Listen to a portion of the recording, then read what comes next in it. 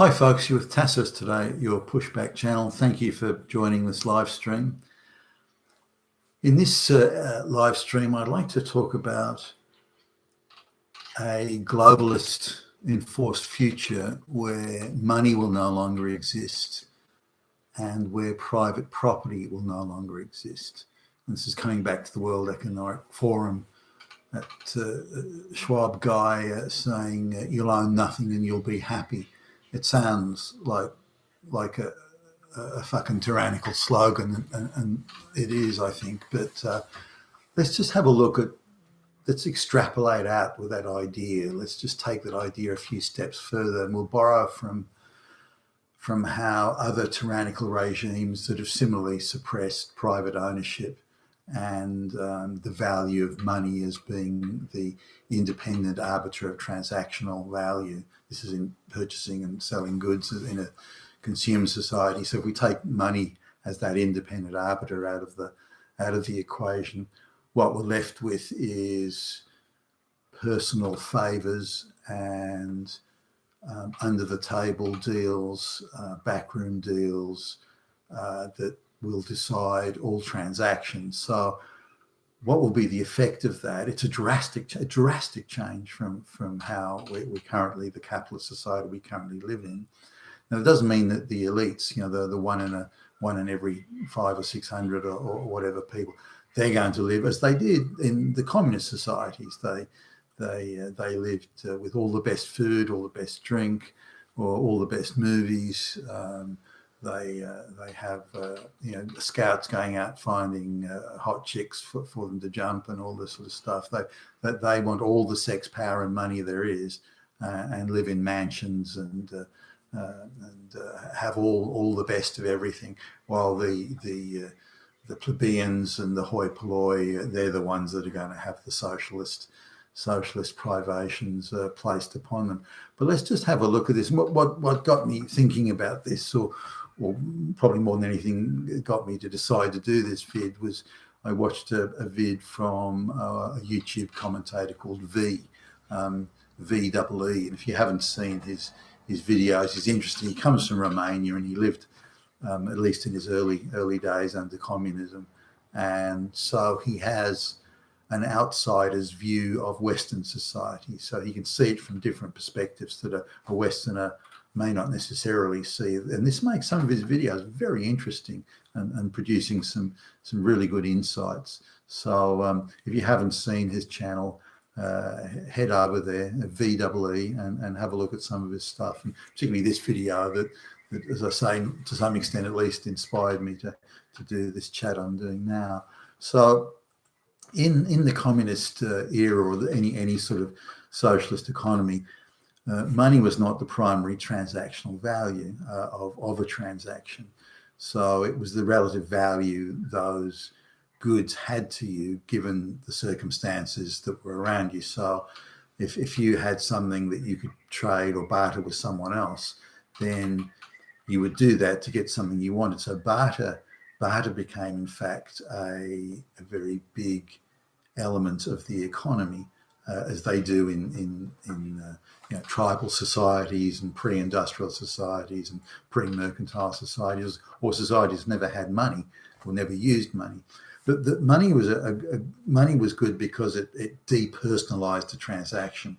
So instead of being a favor or a barter that you did for that guy you liked up the road, but you wouldn't do it for the dude on the corner you didn't like, money depersonalized things, and it made it much more efficient and made transactions less personal, and it got people to focus on the value of the transaction rather than the relative value it may have offered to them given that set of circumstances of the moment. Now, barter is something that's quite different. There is an efficiency to it. If you've got a surplus of grain and the guy down the road's got a surplus of, I don't know, petroleum or gasoline or something, and he wants grain and you want petroleum, but that value is tied very much between the two of you. It's not an open value that applies to everybody. Like a gallon of gasoline costs $5 or something. that's a value that everyone can see and make a determination for the value it represents to them based on the $5, not on the favour and the barter between one other party who's got a certain surplus. Because you may want gasoline, but you're not willing to give up the grain to get it, but you'll give up the grain to get the meat with another guy down there. So again, barter is very inefficient. It's good for reducing waste, but it's very inefficient as a transactional way of determining value in an economy. But if we go down the path that the globalists are pushing with this no private ownership, and you'll be happy and you receive a universal basic income of X amount of credits and so on, more and more of the economic decisions and transactions and interactions in the society and the economy will be decided for personal reasons.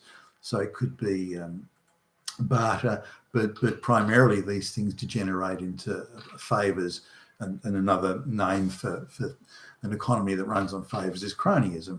You're going to do deals for your family and your best buddies, but you won't do it for the guy up around the corner or something like that because you don't like him so much, or he's not a relative, or he's not from the tribe, or he's not a buddy or something. So it becomes very personal, and it becomes, spite, jealousy, and envy can play into every single transaction you make. Tribalism, cronyism, and so on. So it's much more inefficient way of doing business. But favours will become the primary transactional value. In such a society as they did in the communist societies, and we see that from the huge black market.